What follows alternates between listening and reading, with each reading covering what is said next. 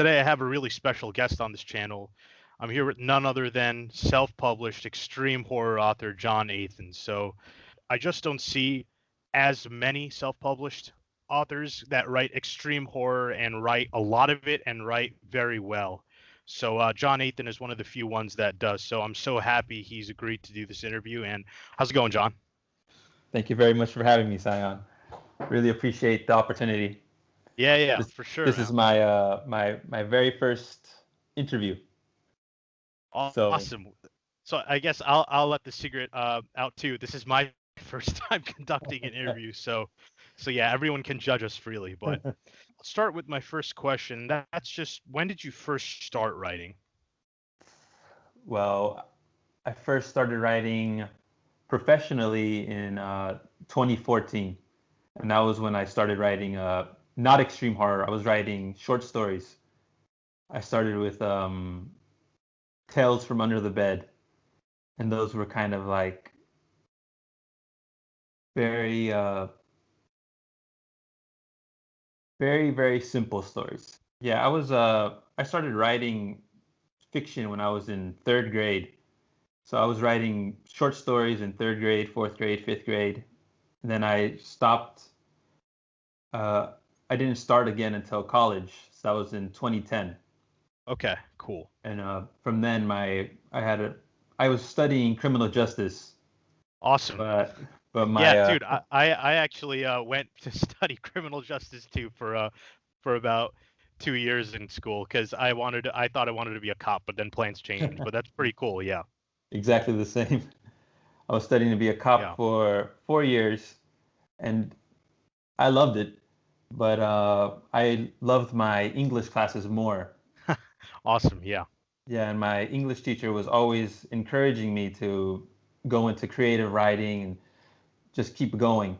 So right after I graduated in 2014, and I graduated with a criminal justice degree. Awesome.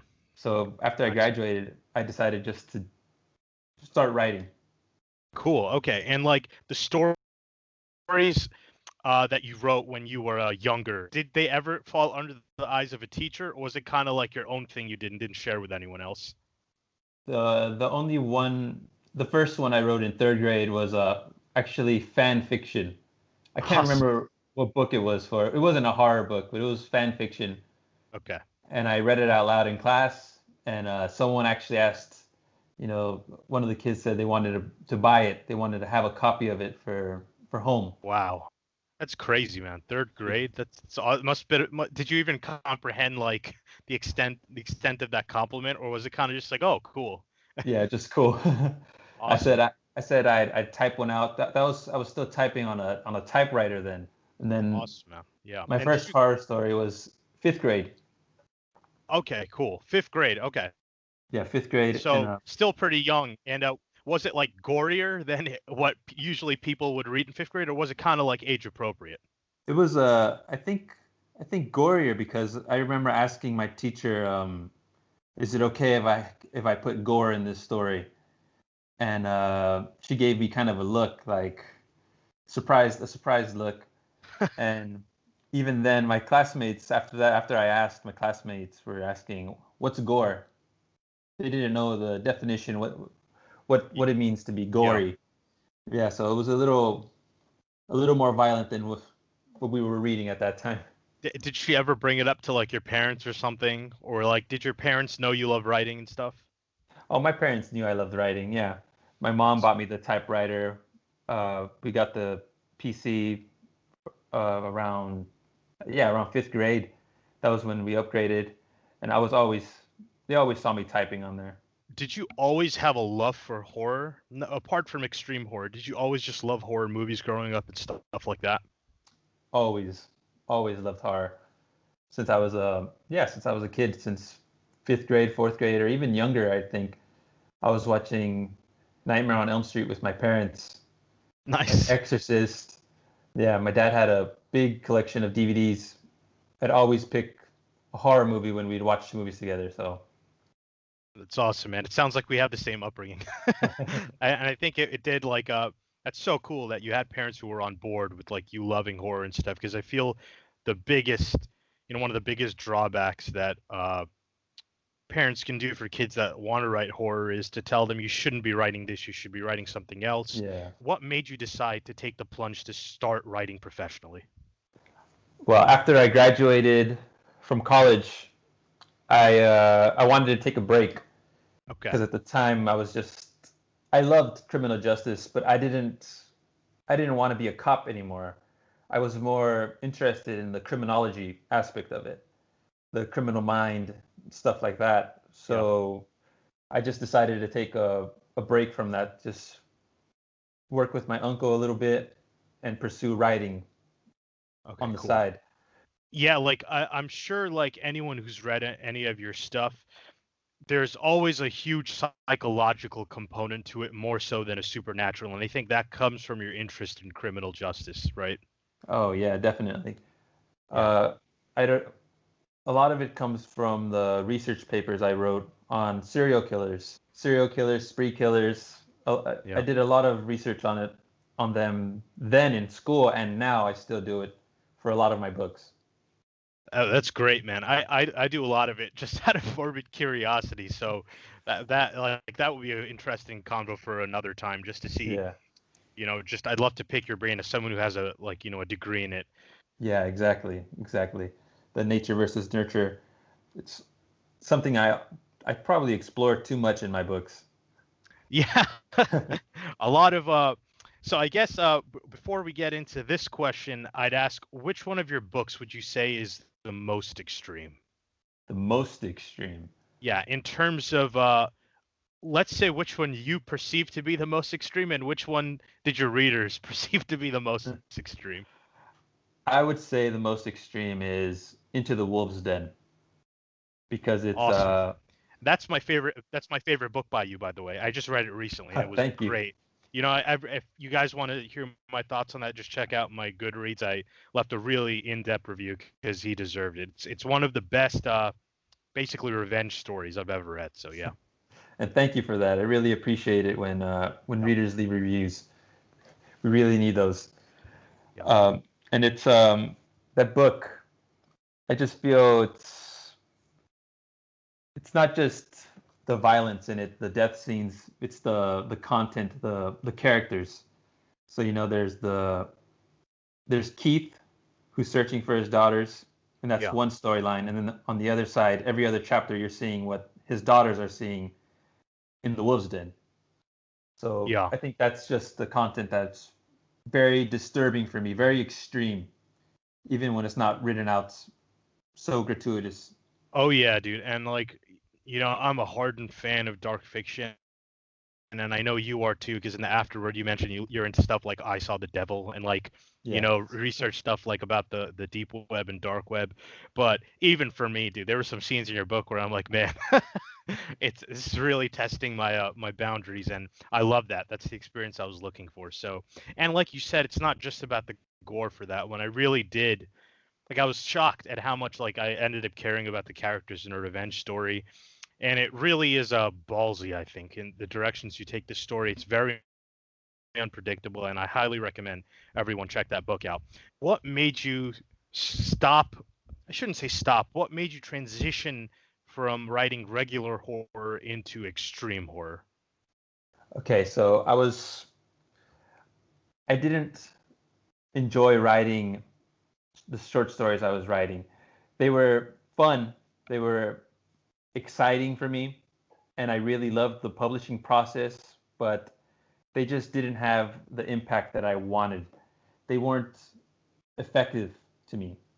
So when I first published The Harbinger of Vengeance, I felt like that story spoke to me. It had a lot of character, even if it's not my most popular book. It really helped me grow as a writer. After that, I tried writing another book called In the Name of the Devil, and Okay. I republished that book under a different title a couple years ago called A Boy Possessed, and it's just something that I can't do very well, like the supernatural stuff. Just doesn't. I enjoy it and I do it well sometimes. I wrote Her Suffering also, and that one has great Yeah. reviews, but that one has an extreme horror element to it.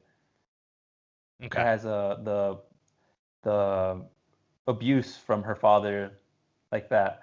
When you say you wanted to write something challenging, you mean in terms of like you said, just something that'll force you to really think deeper about character development, story arcs, themes, and Yeah. not just in terms of pushing the boundaries of gore. And is it fair to say that there's a certain fun to be had as a writer when you get to be very descriptive with gore? Oh yeah, of course. I mean, there are those stories like Into the Wolf's Den where I'm challenging a lot. I'm tackling a lot of themes, and then there are stories like Do Not Disturb, which I just published in June, and that's just a slasher.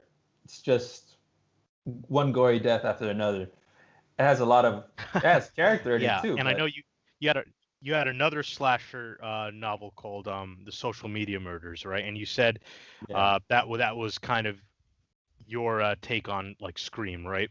yeah, exactly. So I write books with deep themes.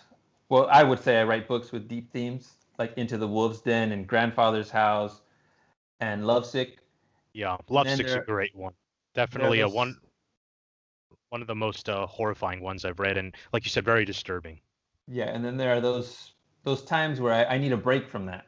So I'd write like Do Not Disturb, yeah, the social media murders, uh, Butcher Road, just slashers, Spit and Die. So those books give me a. I still write. It's still extreme.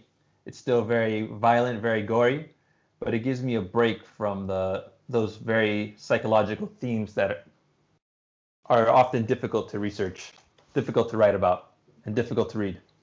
Nowadays, you see a lot of horror that I'd classify, and I don't mean that this is an insult. You'd see a lot of horror basically nowadays, especially in the indie world, like we talked about. That's very traditional or safe horror, right? Like it's a very pretty Yeah. horror.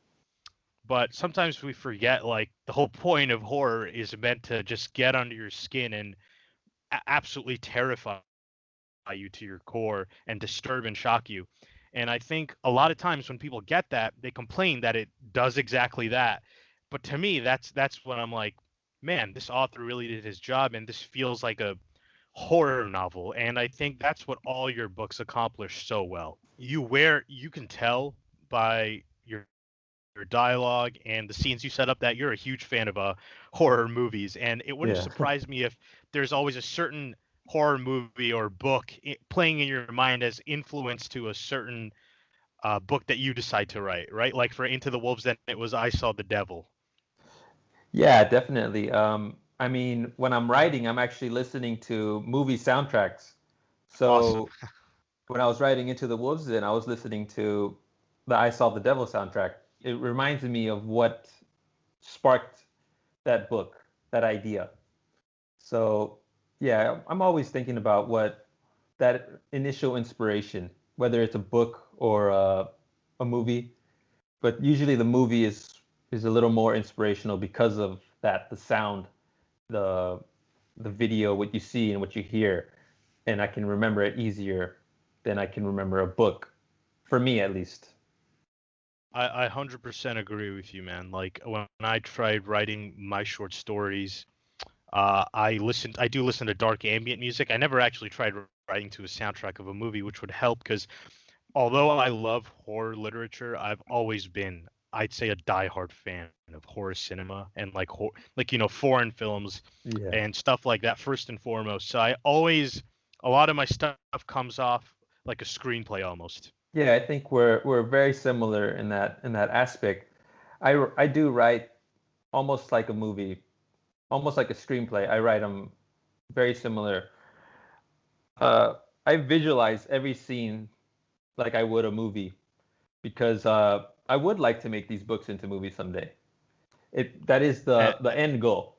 that would be awesome, man. Like a whole, you know how they have like Dimensions Extreme. They used to put out like after Yeah, midnight, after horror. yeah, I'd love to see the John Nathan collection. yeah. The After Dark Horror Fest, all those.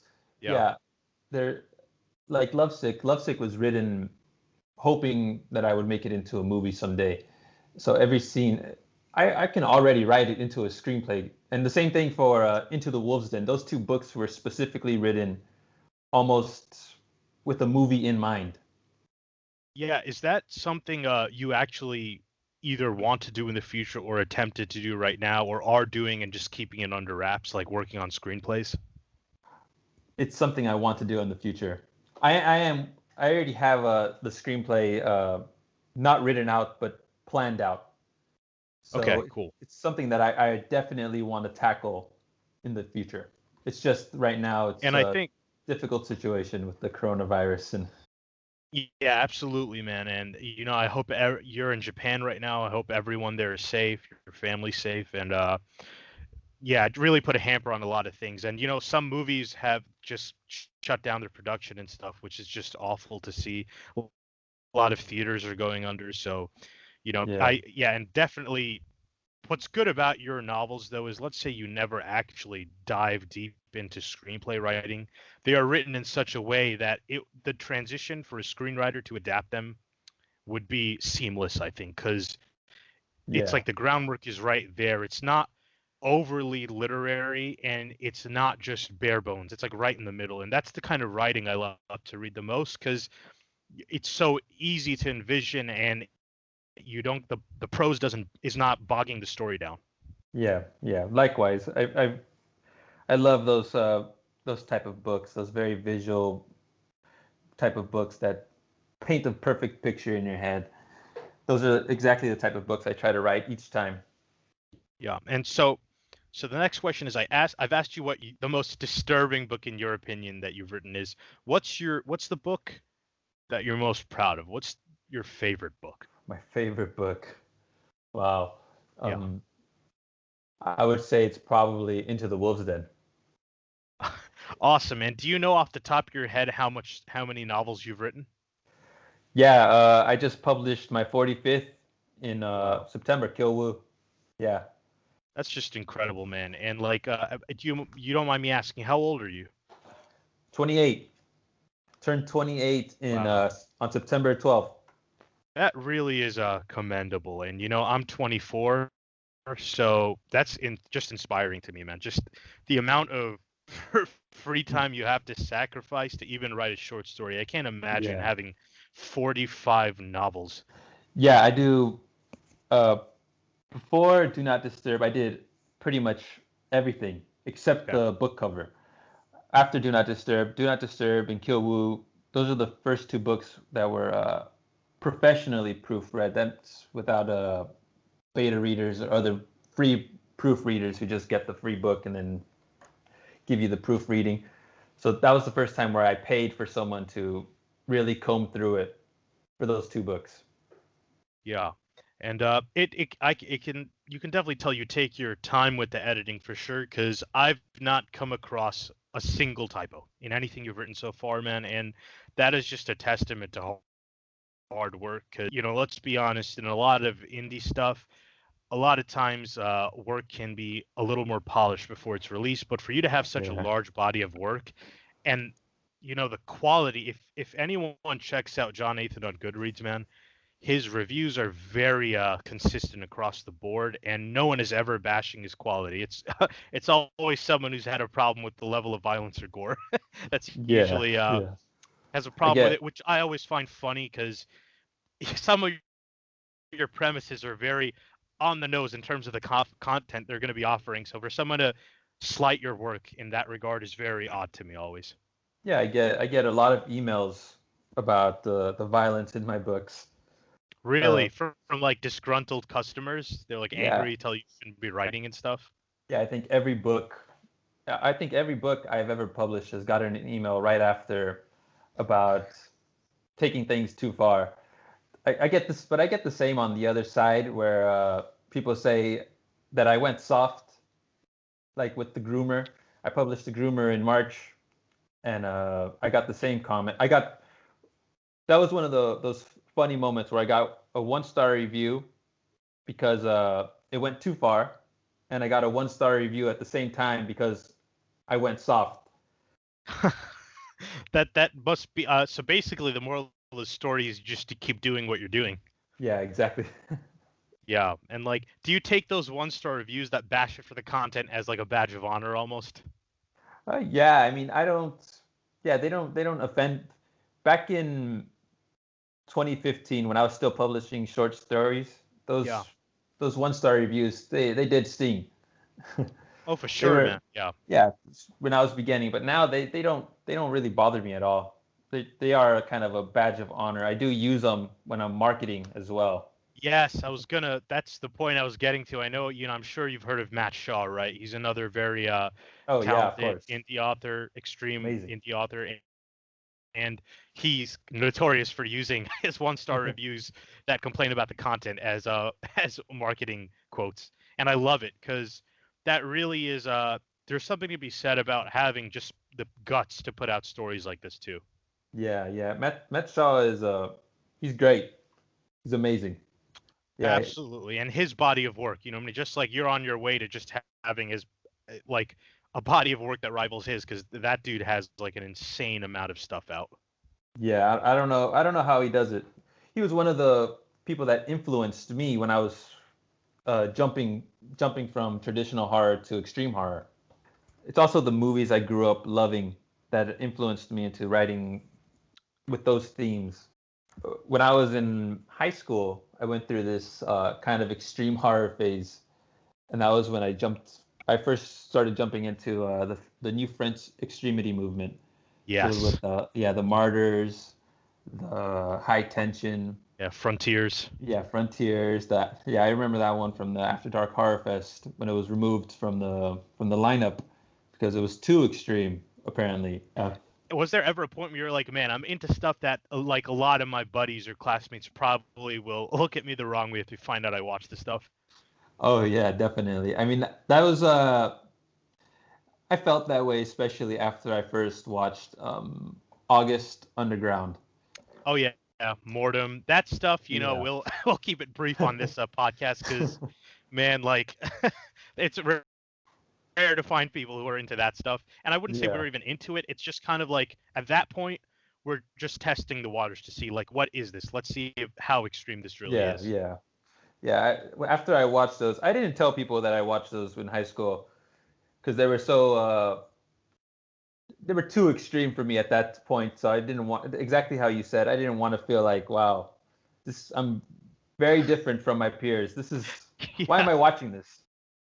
Did you see Serbian film in high school or after that? No, I watched it in college. Okay. And like by that point, to the if the general horror public saw that, they'd think like it's the most messed up thing they've ever seen. I think it Yeah. definitely is in terms of the content, but honestly, man, I've seen so much stuff. It's hard to pick what's like the most messed up like movie I've seen, right? Yeah, exactly. I mean, and the same thing goes. Everyone's different. I mean, I showed that movie to my wife, expecting her to be very grossed out, very disturbed, and Yeah. she didn't think it was that bad. Yeah, Exactly. so See, there you go. she thought Inside was worse. Oh, that's a great move. And you know what? I there is something to be said that a lot of the movies we listed, like the French films in particular, they're not just good horror movies. They're very well made, well Yeah, yeah, acted, great movies. And yeah, and if you guys are listening to this and you check out the last video I did a video with John from Books of Blood, and we went over our top 10 underrated horror films, and we included a bunch of those French ones in there because I feel a lot of people are missing out on some great stuff. yeah. Those were. I wouldn't be here if it weren't for those movies. Me neither, man. Especially, I wouldn't have gotten into reading extreme horror, I think. Yeah, yeah. Who are some of your favorite influences in terms of writers? Wow. I mean, the most obvious one is probably Jack Ketchum. Okay, cool. Yeah, I love everything he's ever written.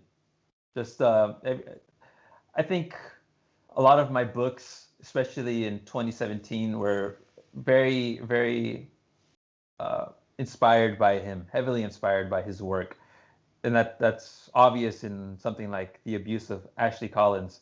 It's pretty much my take on The Girl Next Door. Yeah. But my favorite book of his, yeah, yeah, actually, I think it might be the Girl Next Door. Oh yeah, it's on one of my buddy's top 20 books of all time. It's definitely one of my favorites. The Woman is a great one too. He really is an inspiration, I think, to you and as well as to me, man, in terms of being a symbol for writing whatever you want, and Yeah. exploring your darkest thoughts and the darkest thoughts of other people through literature. And you're right, he's a great pick, and I could definitely see a lot of what you do, how it would be influenced by him. Yeah, it would be between The Girl Next Door and Stranglehold. Those two books were just had the Oh, biggest influence on me. yeah, I actually have Stranglehold on audiobook, man. I've never listened to it. I gotta check it out because I hear it's one of his underrated ones. Yeah, definitely underrated. You should listen Yeah. to it as soon as possible. Let's go over some questions that I think can benefit all writers in general. So, what are some of your writing habits? So, do you have a set time to write, a set schedule for what books you want to tackle first? Do you have a word count goal? Well, I probably have the worst writing habits. I hope I don't influence too many people, but I write almost all day. And I think that's kind of unhealthy in a way because I write almost some days 10 to 12 hours a day just writing, writing, writing. So there is no schedule. It's just an all day thing for me. I take maybe one day a week off. That's the whole day writing, editing, and outlining. That might have been the most inspirational thing I've heard all week, because I know your body of work is evidence. It's evidence of the fact that you do nothing but write. And I think that is something that a lot of people forget. A lot of people always want to focus on writing workshops, focus on reading and there's nothing wrong with this obviously, but focus Yeah, on reading books on how to write, watching the 12th interview from Stephen King on how to write yeah. better. How do you know which ideas are good and whatnot? It sounds like is you just sit down and just go every day nonstop. And it must have been a gradual process for you to get into such a rigorous habit, basically, though, right? Because writing 10 to 12 hours a day is just exhausting for me. And I've barely done it. I've done it once or twice. So to keep that up and just to have a crazy output like you do, I'm like, how do you manage that, like, mentally? Well, I first I don't. Yeah, I agree with you. I don't do the whole writing to market thing, the trying to predict what the readers want. I don't focus on any of that. I just focus on the book. Exactly. Yeah, Awesome, man. Yeah. on the project I'm working on. That's it. I don't while I'm writing, I don't care about the reader. Awesome. Sounds It's sounds exact. heartless, but No, man, it's yeah. exactly how I write too. Yeah, I do consider reviews about about the content going too far, going soft, like that kind of stuff. But I don't let it interfere with the writing. So all I do, it, I'm a plotter. I plot everything out. I do a Okay, complete cool. outline. Because that was going to be my next question. So you're not a wow. So this even amazes me more, man, because a lot of pantsers I know, and for anyone who doesn't know, that just means writing by the seat of your pants. So you don't plan out stuff, you don't Yeah. organize, you would just sit down and write, and whatever comes up, even if it's quote unquote trash, you just keep it flowing and edit it later. But the fact that you write so much and you're a plotter amazes me. I write the book. I write almost all day, just jump right into it because if I don't, then I'm just gonna get a writer's block. So I just jump right into it, even if the first part is trash. I'll fix it during editing. Uh, and then right after that book is finished, uh, my days off, I guess, are the 3 to 5 days that I take to outline the next book because those aren't too busy. So I take another 3 to 5 days, start outlining the book, and yeah, then just jump right into the next one. Do you ever force yourself to sit down and write, or is it just that you have just so many ideas coming through and you're always thinking about the next step all day long that it just flows out of you? I do have to force myself to write sometimes. I'm not short on ideas for the next book. I already have next year planned. So I already have all the books, what I want to publish next year, or an idea of what I want to publish next year. It's already planned out on an Excel sheet. I have the titles, everything ready. I already know what I want to write. The writing process can be difficult though. So I do have to force myself sometimes, and that's what I mean when if it's trash, it's trash. I'll just fix it during editing. Got it. Okay, so I guess we could take that as a tip to how to deal with writer's block too, and the answer is just write even if what you're writing does not even come together well, right? Yeah, yeah. That's what I have to do. I mean, if I obsess too much on one sentence, then I'm just not going to get anything done. So I just have to keep. I always tell myself that I just have to keep going. If I stop, then that's writer's block. It's done. The day is done if I stop. Do you ever focus on the word count of this whatever you finish for the day, or that's not something you think about either? No, I do. I do. Every time I finish the day, I just log it at the very end. Just write down how many words I wrote the previous day, and then I try to get somewhere around that the next day. So when I'm almost finishing up, the day's almost over, I'll highlight the words, see what I've written so far, and if I'm ahead, then great, I can finish early. If I'm not, then I might try to squeeze out a few more words, or if I'm close enough, like that. How did you go about marketing yourself in the beginning to garner an audience?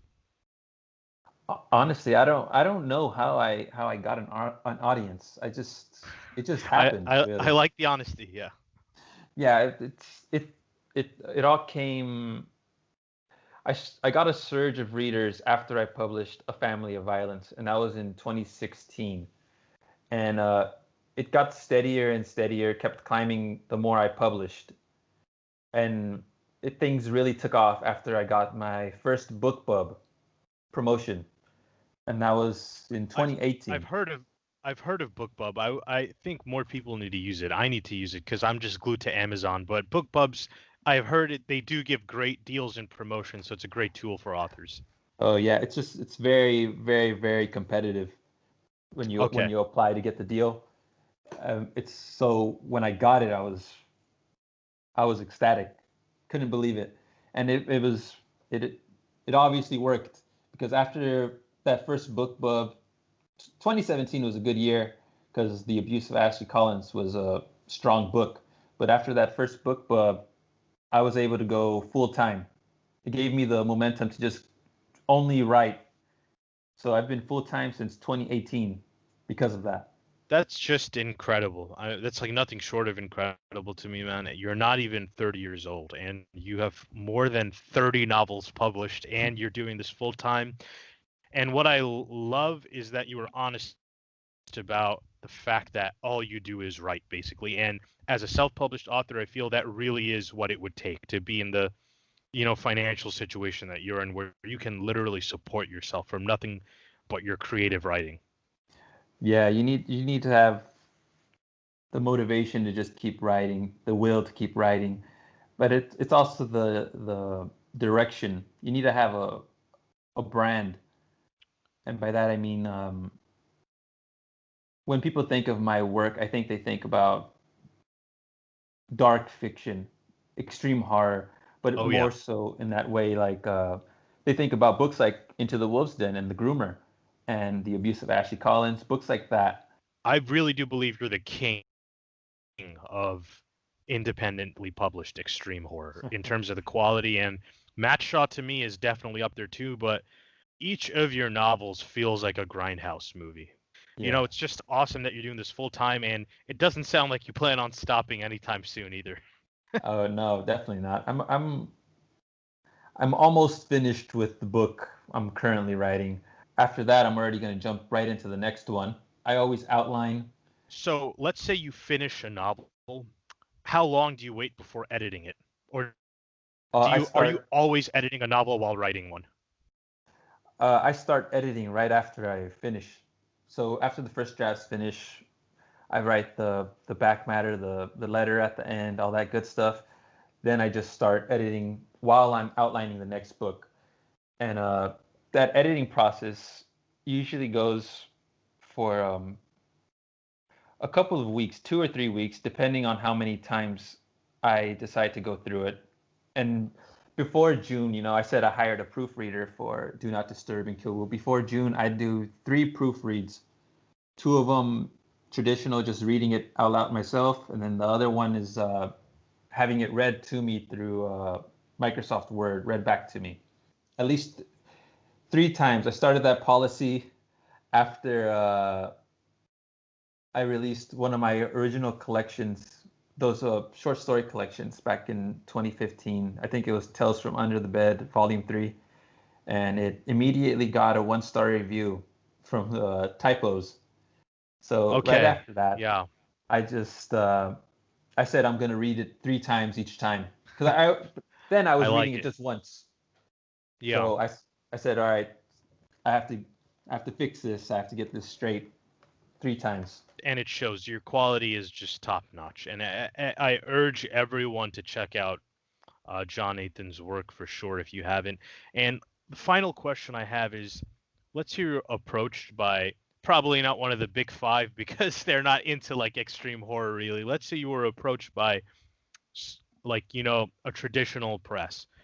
Would you ever consider handing away your rights to anything you've written to be published traditionally, or would you always want to stay self-published? I think it would depend on a lot of things, the royalties, and I would say if it came with something else on the side, like an opportunity to make it into a movie, then it's You, something I would consider. But right now, I don't see myself giving up my royalties, my 70% for the yeah, for 50% or 5%. less, the 10, the Yeah. 5, yeah, I don't see myself doing something like that when I've already, I've built this pretty much on You my own. Yeah, I just want to thank you so much for doing this, man. And I'm sure anyone listening, any writer listening, especially who's into horror, extreme horror, will really take something away from this and be inspired as well. And yeah, so thanks so much, man. Yeah, and thank you too. I really appreciate the opportunity. Thank you for reaching out. I don't have a strong social media presence. I don't really do the social media thing. So I Dude, appreciate it, I, really s- having the I, uh, chance to talk. I absolutely struggle to do it, man. And I have no problem Yeah. saying that live like this. Sometimes I feel like I'm obligated to do certain things. I'm forced and it takes away time from what's most important, and that's the writing. Yeah, And exactly. not just the writing, taking in more books and reading more, which is something I need to do even more than I do now, I think. Yeah, I don't read enough. I'm gonna start that splatter western series soon. I Nice. have Yeah. to. Yeah. Thanks so much, John. Thanks everyone for listening. And where can people find your work? Do you have a website, or is just all your stuff available on Amazon? All of my stuff is available on Amazon. It's available. Some of it's available on Audible, Okay. and by now 3 of those books are available in German. Dude, that really is for a self-published author. I know Matt Shaw talked about that was a big day for him too when your work starts getting translated. So congrats on that, Yeah. man. That's Yeah. awesome. Thank you very much. So thanks so much, John, and I look forward to reading anything you put out. I'm currently listening to the audiobook of The Good, the Bad, and the Sadistic, which you recommended, and I'm having a blast, and I can't wait to review that one. And it's part of a series, right? Yeah, it's part of a series. It'll be finished next year. Yeah, 2021. Awesome. Final I book. look forward to it, man. Awesome. Okay, so that's going to be it for now, guys. Thanks so much, John, and hope everyone has a great weekend.